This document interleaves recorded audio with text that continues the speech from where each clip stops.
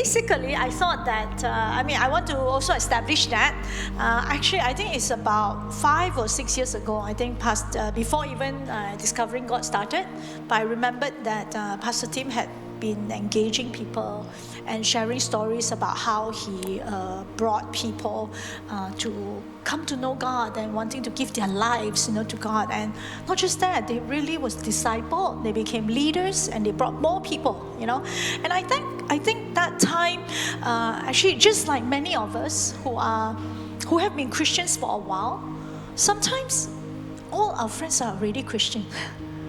And every day and plus I am a pastor, right? All my colleagues are Christian.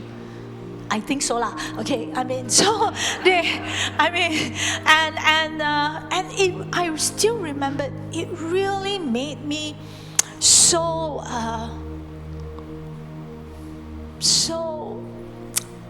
discontented that I felt like, how come I don't have any more unchurched friends? And that really propelled me, in this journey. I felt like that's when we came out from, we did a little bit of our Change Your World or Be My Protector. Because in my heart, I'm just saying that I want to look for more unchurched friends. I want to look for more unchurched friends, And of course, these days, the lady that sell me nasi lemak, the uncle that I walk around the taman today, we just tried to make friends with one uncle. And they say, "Good morning, uncle. Every day I walk, I also see you. Very good, uncle. Very healthy." So at first he also responded, but in my heart I was sharing my goals. I can't help but to think, wow, uncle's so old already, you don't know he knows Jesus or not. You see, it may not be my friend, but I want to be his friend to tell him about Jesus, because everyone is so important. Yeah? So I hope that that's a heartbeat right now, And I thought that I saw this question.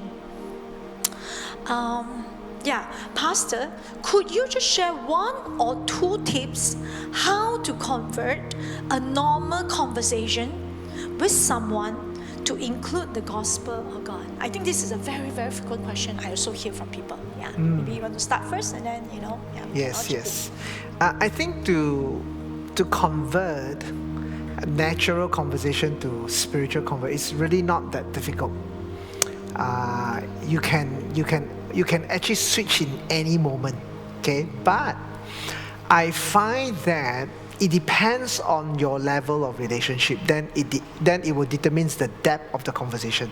Some people may not be very comfortable. But if you come from a student, you just want to learn, then I think people are interested to tell. But if you just want to offload what to them, they may not be interested. So I always come from a student posture, which is why when I meet someone who literally believes in alien, I ask him all sorts of questions. Is there a website? How can I learn this more? People who tell me karma, I wanted to know how. So does karma works differently in Malaysia and Thailand? When I move across the border, do I enter into a Thailand karma version, and how does that look like? Because in different countries, different goods and bads are all, you know what I'm saying? So I keep on asking questions. So I think whenever I have that posture, it naturally moves into that for me. So do you say, "Oh, hey, how are you today?" So then, "Oh, I'm good. So how's your work?" So then, how do you transit to a God's question? Okay. I think that's what they are trying to say. Yes. Okay, so assuming you have good friends lah, now as you do life with friends, learn to be attentive to the things that they keep on repeating. I find that as Christians, one of the things that we don't do is, you see, we hear a lot of things every day, but we listen, but we never hear them. So sometimes when I talk to people, right, for example, someone will say, "Hey, this COVID, super depressing." Then what you like to do is you like to top up how lagi depressing you are than the person. Hey, I'm super duper depressed, okay, and then you go on. So maybe at the end of the day, as you finish the conversation, the person will again say, really horrible this season. He is again and again trying to tell you that there is something I'm going through in my heart. So sometimes we don't know how to pick up those kind of little lines. We are not. But if we are good at that, then we will know how to inch. So in Dr. Richardson's book called Reimagine Evangelism, he talked about learning how to look for clues. Look for clues. Yes, almost like a detective. Just consistently listening and looking for clues. Okay, I try to be that whenever I engage with people who do not know God, looking for clues. Yes. Asika, you want to share anything? This is the seafood already.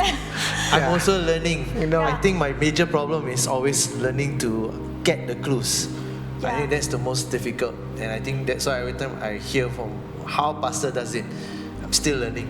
Yeah. Maybe I can share also a little bit. Yes. Like I said, I think since that provoke, 5-6 years ago, I made it a point that I want to have to know a lot more people that is not Christian. Okay, so I think one of the person I started talking actually is my hairdresser. Nice. You like my hair, right? Okay, it's a great hairdresser. Okay, I go to him maybe once in 9 months. I don't go often. Okay, but we have been going to him for so long. All this while there was no opportunity. But do you know, during MCO time, my heart for him grew also because, for me lah. Okay, how I transit for all the unchurched people is, I really began to care for them. Nice. I really think about them not knowing Jesus and going to hell. It disturbed. I wouldn't say disturbed. It troubled me. Let me put it this way. So I remembered. So every now and then I will pray for them. Okay. So when I want to go and do my hair, I actually cared for his life. So I remember. The last 2 times I went, we all engaged in this conversation. So I asked him, "Hey, so actually, how is MCO affecting you?" So he shared about, it's difficult, but not too difficult because he is really very good. So he said, can sustain a little bit, thank God open, that's time. So then I just said, actually, when you have trouble, who do you call? Do you ever think that there is a God? So actually we began to talk about it. Nice. So it's transit from a very normal thing, right? I transit, and then he told me that actually I know there's a greater power. I just don't know which God. So that's when then I just say that, hey, I know my God lah. I cannot tell you every God. I don't know everything, but you want to try my God or not? Okay, but of course he usually, Sundays is very busy for him. So I just started sending him to let him hear listen. So of course it's a bit stunted. Okay, I don't think he's a seeker. He's open. So but just to answer this question, I just feel like sometimes we can do little things like that. So it's very normal. Didn't feel he still cut my hair nicely. And we still have other conversations about how difficult. But then I just shared when there's opportunity how God make a difference for me, even in times like this. I'm so glad I know God and I have a God that I can turn to. Let me give you another example. I think this may help you to wrestle this bit better. I was talking to a leader yesterday, which this person invited someone to come for Discovering God. But this person come once and never come again because of busyness. So when I was talking to one of my leaders who is wanting to learn how to be personal, right? So this person said, I said, by the way, does your friend ever know you felt for the person? Oh yeah, I said, I never tell them. I said, why? I said, why? You should. Then she said, yeah. So the story was this person felt for the colleague's husband whom she met once, but somehow different sex, right? Very hard to say, because of he was an orphan and have always grew up. When the wife told our church friend his story, she felt for him, but don't know how to say it. So I said, of course you don't say, I feel for your husband. They don't say that. Then I teach her. I said, this is what you should do. Now this is where you need to learn. So I said, if I were you, I'll say that, hey, ever since you told me about your husband, it stuck to me. Stuck to me. And last Christmas, If you were to our church, it was a Nelson story. Clips that talks about how he thought he killed his mom because after the mom delivered him, and then you take that clips, you send it to the friend and say, I thought about you when I listened to that. And you don't send them the whole Christmas, because they're going to don't know when, listen to song, boring. You then go at the 42nd minute, 30 seconds, the story begins. Only 5 minutes. That is personal. You see the difference? So I think one of the things is you must dare to show emotion. I do that. I will tell the person, what you shared with me really stuck to me, and this thought came. The other thing, I would do it a little bit different than my sister, and I'm sure she doesn't mind. With the person that said, I believe in greater power, I won't rush to tell them my God. I'll say, so who do you think is this greater power? I will keep on asking. I will understand. So he'll say I don't know, so many, really, so many. You mean all the same for you? Just keep on asking. Eventually they'll derive a point where maybe they also don't know what they believe. So I want to encourage, just keep on asking questions. Be a learner. I think it will help. That's just my thought. Very good. So, just last week, there was someone who came to our office, basically to sign something anyway. And this person I've never met because we only do WhatsApp chat. And this is the first time coming to our place. And all we did was just chat on WhatsApp, and I was supposed to sign something on paper. So when she sat down, these are people you don't even know, and how do you engage with people like this? So for me, it was very simple. I just asked them, what do you do? And then they start telling, they do this. Then I just say, hey, by the way, because she sounded like a Christian. So I say, you sound like a Christian. Then she say, I'm not a Christian, but I believe in all this. I'm a free thinker, I believe this and that and that.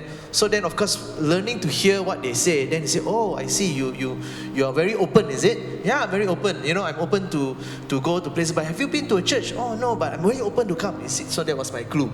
You open to come? I say, if I invite you this Easter, you open to come or not? Say, yeah, I'm very open to come. So, again, it has different invitations. Sometimes you just have to open our mouth. And I think sometimes the thing is we're scared to even open our mouth. And I felt that I was just bold to ask them, it's not even bold. It's just asking, you sound like a Christian. Then they can say, no, I'm not a Christian. I see. Okay, then you just have a conversation. What do you believe in? And sometimes through that conversation, you realize that the person is very open. And if the person is open, it's easy to go to the next. But of course, if the person is closed, then you also don't want to push. You don't even have to talk about inviting the person to Easter because you know that the person is already closed. It's great. That's where you keep asking questions to seek to understand and listen and learn, right, Pastor? Yes. Okay. I really like Pastor Tim's style because he's super personal. Okay, I want to continue on this kind of seeking the broken kind of questions first. I saw the encountering God questions. We will go there next. So this question kind of say, sometimes people say that what we believe and religion is actually a private matter, right? It's just between God and me. So why do we try to convert others? So that's the question. So if you understand historically the whole state and religion, the divides, and with the world right now moving into the greatest value is tolerance. That's the greatest value. So everything become very sensitive. I want to encourage you. Actually, in life, everything that you do in private eventually will be a public space. Everything. For example, I love to eat fish head. Eventually, will be a public space because this naturally. Everything that you do, whether it's politics or whatever. So I think when it comes to this, I don't want you to think about this is my private practice, therefore I shouldn't be in public. I want you to think about it's a different category of thinking. And the thinking should be, if God is so incredible for you, then the best thing is just to let others know that He is good. Yep. Your job is not to convert. Yep. Whenever you go for a good restaurant, at the end of the day, a great experience, you will naturally tell it. So some of you would know that I've been to this place called India Gate. I'm not making it for them, okay, please, okay? In fact, they are too famous already. Now, no more space can, okay? But there's one time I went there, like 1 week, like 4 or 5 times, okay? And I just kept on telling people, that's the best Indian food in Puchong, why don't we go there? And I'm saying, and that's what they want me to do, actually, because I experienced something incredible. So I want you to think that it is as simple as that, and you should think like that. Don't think your job is to convert. Your job is to share the good news. And then you let God do what God best does. Okay? Yeah. Actually yesterday in the Purple Book class, we were also talking a little bit just about sharing the gospel. And was reminded in Romans, actually Paul's thinking about the gospel, he says, I have a great sense of obligation to the people. And I am eager to come to tell them, to preach the good news to them. And then last he says, I am not ashamed of this good news about Christ. So good. Wow. I want to grow that too, All right. Can I add something on that? Yes, please. Someone once said, I remember this quote, it says, faith is personal, but it's not private. Yeah. Or let's put it another way. Love is personal, but love is not private. Think about it. When you love someone, why do you have a wedding? Nice. Don't have a wedding, just go and love that person in private and do everything privately, right? The Bible talks about what? One of the commandments, love one another. You can't be private about that. Correct? Of course, the Great Commission, go make disciples. You can't be private about that. But I think the thing we got to be honest ourselves is, I think we are using that as an excuse for ourselves to say that, my faith is a private thing. Your faith is a personal thing. Like what Pastor talks about, it's a personal encounter that you have, that you love someone, right? It's a personal encounter with that person. Therefore, you want to rejoice and tell everybody about that love, right? You have with that person. And likewise, when you have a relationship with God, that person also says, it boggles me if a person who say he loves Jesus, and yet he says it is a private thing. It does not seem to compute, because when you love someone, it is never private. You know what I'm trying to say? Yeah. Sure. It's great. Okay, I'm just going to turn a little bit, to the questions, I think more on encountering God. I think the question is this. Someone, my friend said, I've tried many times, but I still never seem to encounter God. What is wrong with me? And I think I have a friend like that too, and she kind of just stopped, even though we are encouraging her. So what should we do? How should we help? Yeah. Richard Foster wrote a book called the discipline, the beauty of discipline, not the beauty, I don't know. Okay, anyway, Richard Foster. In his book, he lists out 8 different ways to encounter God. So sometimes we think encounter God is just worship. To different people, they encounter God differently. Just like love language, it appears differently. So whenever people say they cannot encounter God, I will try to understand a bit of their personality, a bit of the things that they like to do. Some people encounter God when they serve. My wife, middle of the night when I wake up, she'll be praying. Sometimes very scary. I wake up, I saw a girl, long hair, sitting there, I'm like, whoa, okay, it's my wife, thank God, okay? But that's the way she encounters God. She prays, I sleep. Okay, she wakes up to pray, I wake up to watch Arsenal. That doesn't mean I don't love God. Yeah. I'm just wired a bit more cognitively. So I encounter God differently. Yeah. Through football. Through Arsenal, yes. Yeah, for sure Barcelona. but last night 1-2 didn't encounter God. Minister.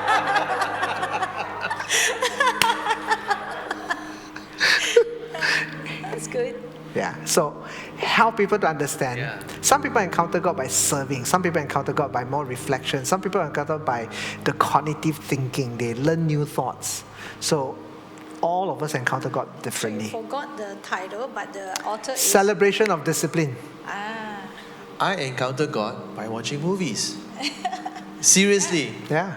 Yeah, seriously. When I watch a movie, just like what we did last Monday, I tell you, God just spoke to me through the movie that I was weeping, and Wow. and God just reminded me of my masterpiece Celebration. through that movie, and that's how you encounter God. And sometimes, what saddens me is a lot of people encounter God, but they thought that it's just their own emotional experience, and they forget to put God into that emotional experience.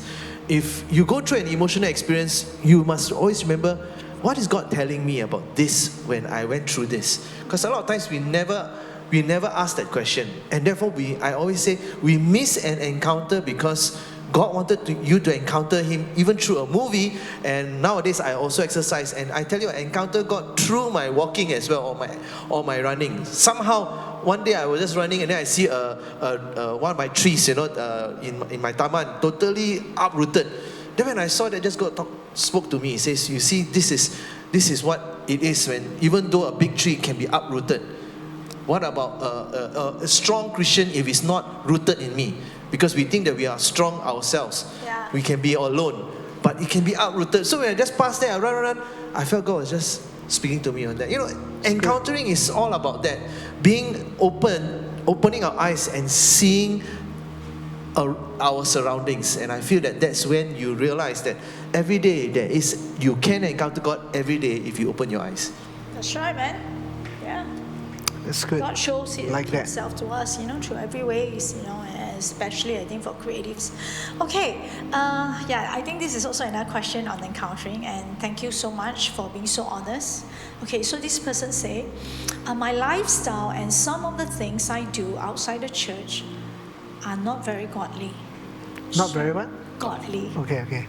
So I feel guilty. So how to be more Christ-like and stop feeling guilty? Okay. Whatever we do, you learn how to include God. Yeah. Okay.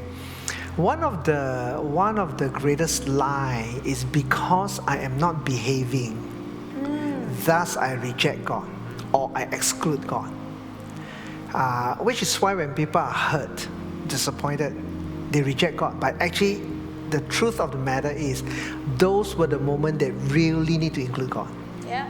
So the more you reject God, the more you cannot get God to be part of your journey partner in your pain and in your wrestling with all this. So the more you include God, the better you are. Now, once you sort that out, then you include God. You tell God, I really struggle with this. I know it's wrong, but it's so hard to say no. Yeah. But I need you. And then you take that journey. And I've seen anyone that take God in that journey sincerely, eventually will come to a point that they get stronger and stronger. So I always tell people, monitor progress, not monitor destiny. Monitor progress. In the academic world, there's a concept called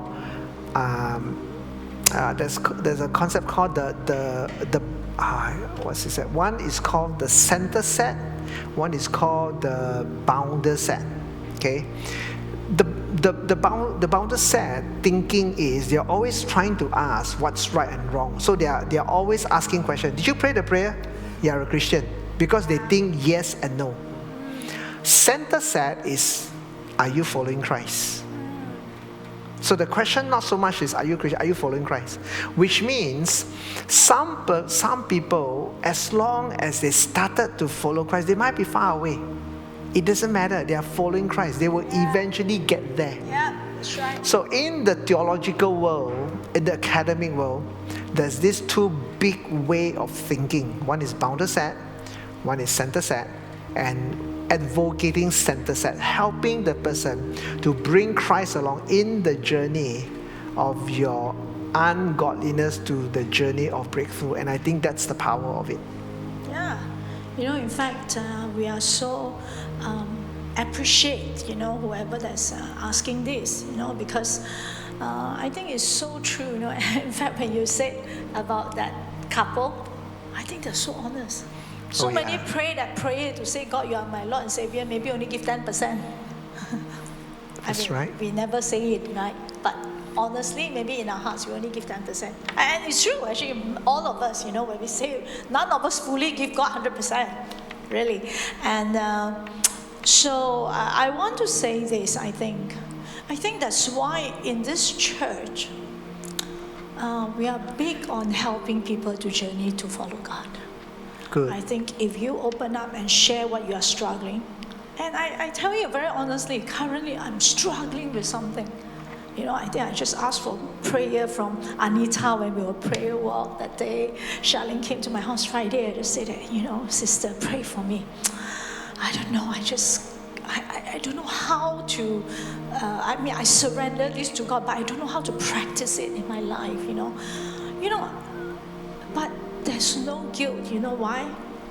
Because I come to God always to include Him. Am I doing fully the right thing? I want to. I hope I'm able to. Sometimes I just react. I couldn't. Sometimes I failed. But I want to. And I'm asking God to help me to come into my life. That brokenness is even so much more important. Yeah, and it doesn't matter if you're a senior pastor or what. The core of it is we have this flesh that's constantly, wanting to lie to us, to put us down. So in fact, if you are feeling guilty, then that is definitely not from God, because God doesn't want to condemn you. Yeah, He wants to draw you so that you will be able to find power to follow Him. Yeah, that's good. So, yeah. I just want to continue adding, for this year, I think you know that this is our two favorite verses. First is Ephesians 2:10. It says, for we are His masterpiece, created for His good works. Yeah. Right? And when we look at that, we always say that to be His masterpiece, it takes Him to chisel us. So I think and our next verse we like is James 4:8. Draw near to God and He will draw near to you. What does that mean? It's simple.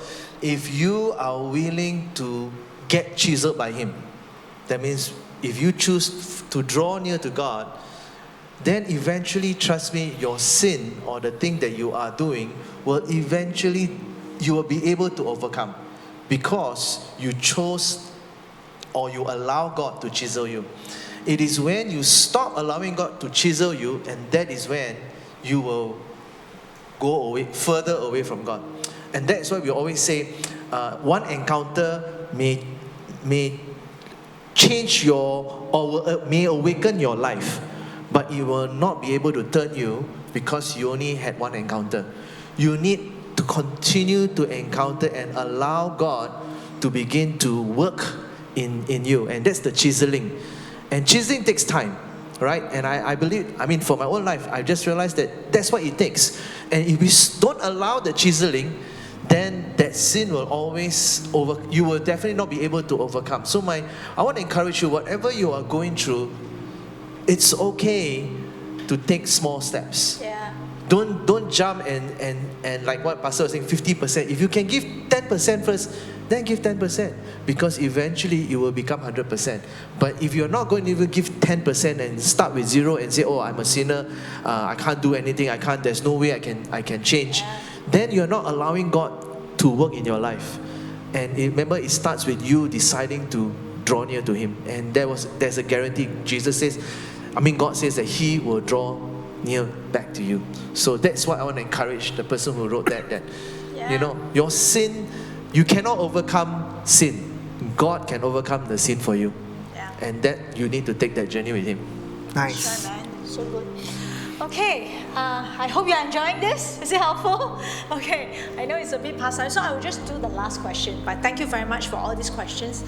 This one got 7 likes, so we definitely have to answer. So it says, I'm seeking to have a relationship with someone, but she's an atheist. So what should I do, and what are your thoughts about it? So I'm not too sure you're asking the question on relationship, or you're asking the question, how do I journey with this person, or either both, okay? So let me do my quickest way to answer this. Whenever you are in a relationship with an unchurched, I always tell people, you need to wrestle through 3 things. Once you wrestle these 3 things, you eventually will know what is the next best decision.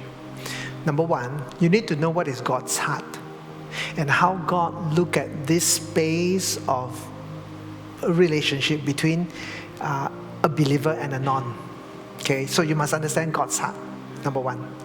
Number 2, you must understand what is the other person's heart when it comes to faith. Wow.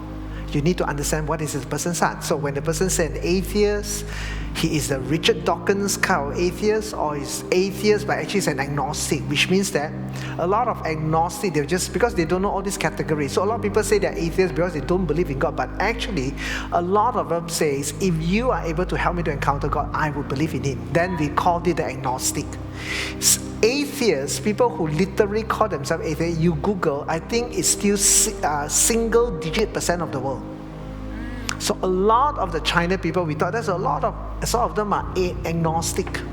Okay, so anyway, what I'm trying to say here is, you know what is the other person's heart. Then you must know what is in your heart. God's heart, the other person's heart, and your heart. And your conviction. So some people, the way they look at all these verses are, they find that, I think it's okay one. Because I'm also not very faith person, so I feel this person really care for me. I think can. Then you sort of make your decision. You know what I'm saying? Then for me, the journey is important. So my encouragement is, you have to sort through that. So whenever people tell me this, I will tell them this. I'll ask them these 3 questions. Actually, I'm journeying with someone. Even right now, we got someone who brought the unchurched friends who came and has been coming and really enjoy the church, but don't want to meet up yet, but promise that will come every week because they find coming to church is rather meaningful. So that's great. Can I just add?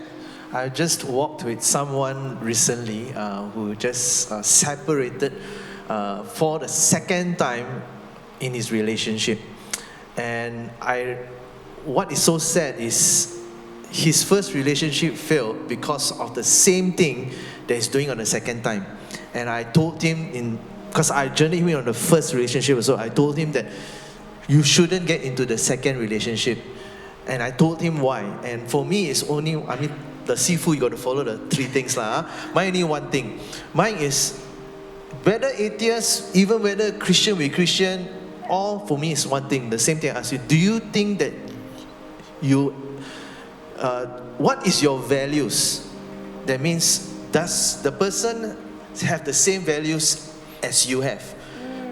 For example, so for this particular person, that person has animals and you don't like animals. So every day or every other day, there's a lot of arguments because of that animal. Because that person loves the animal so much that you seem to feel that the person loves the animal more than you. You know what I'm saying? So, therefore, you feel that, wow, the person don't value me. But you see, you didn't get the values of that person because in the first place, you don't like animals. So you think that the person don't value you because the person values animals. So I feel that very important is when there's a relationship of values, you already know that if a person don't value God and you value God, just example, when you have children, what's going to happen? I mean, if you're going to get married, what's going to happen? You already know the values are going to have problems. And you're going to have quarrels and quarrels and quarrels. And what happens after that? Then you end up, don't have to be God to predict the future. There will be a divorce. Why? Because already you know there are different values. So these are examples. I feel that I always say, do you ask each other what you all really value? Because if both of you are same, even let's say for example, person is an atheist, but the person's value is almost the same as you, that person can, why? Again, don't get me wrong, I'm not the person who say, please, I will not tell a person to break up.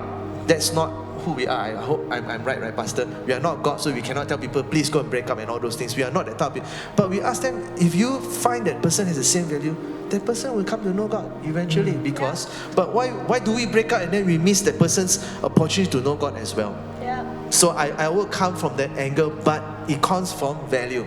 If the person totally, you know that the value is totally at that given point in time, do not even want to have a conversation about your own belief, then you know that value is, you can't even have a conversation. Yeah. What kind of value are you talking about? Right? I don't know, that's my opinion. Sure. The one that loves to read them marries the one that loves to eat them. Oh no! Compliments. Oh no! That's terrible. Okay, sorry. Okay, I mean, maybe I can end with this story. And I thought it was a very beautiful story. You know, I heard it from my relatives. The daughter met someone, in college. And of course, the daughter is a Christian, and that someone is an unchurched. And she told me this, So the daughter, she went to the leaders of the church, and she asked the leaders, and she told them that, okay, I like someone who is an unchurched. What should I do? Is it wrong? Can I not serve in the ministry and all that? And the leaders were so wise. The leaders look at her and say, wow, it's okay. Now that you have someone that's in church, you pray for the person and you ask God what you should do. And in fact, this is the most important time for you to walk closer to God, because you need God's advice. So you don't run away from God, you must go near. Nice. And it was so good. So my cousin's daughter, she actually, so she began to pray and ask God about that relationship. She prayed for the boyfriend then, and she drew closer to God. And the end of the story was, as she drew closer to God, she and the ex-boyfriend drew apart, but it was beautifully. So they realized their values are different. So they parted nicely, and she was not distraught. She grew strong in God. So, and she, grow in serving God and all that. And then she finally found someone in church that is like her, together want to serve God, and right now she has a different relationship, So I still remember my relative, she said to me, this is a very good church. I wish it was our church, but I know that would be the same way that we were doing, rather than condemning people. That is really not what we want to do here.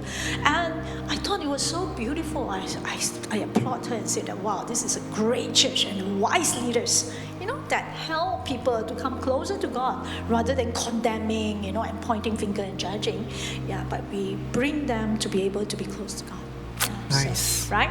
So if you are wanting to pursuing someone, you can think about some of these values that we have just shared with you. All right? Now, I hope that this is 6 o'clock already. I mean, Pastor Tim is so good. I think we need to get him back, right? More often, right? To answer some of our questions. I'm so sorry we can't answer all of them, but thank you very much, Pastor. No, thank you. Thank you everyone, for asking these questions.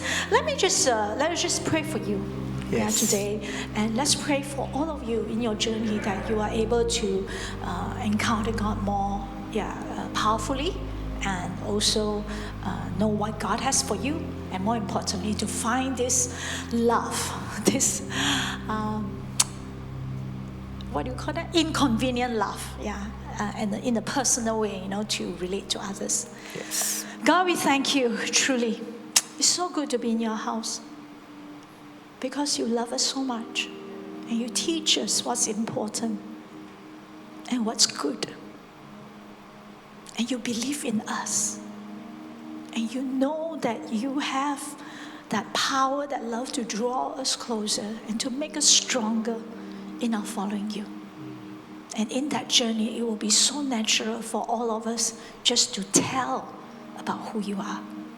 God, thank you today. Thank you for showing yourself to us through your word, through your presence, and even through this dialogue. Yes. Thank you in Jesus' name.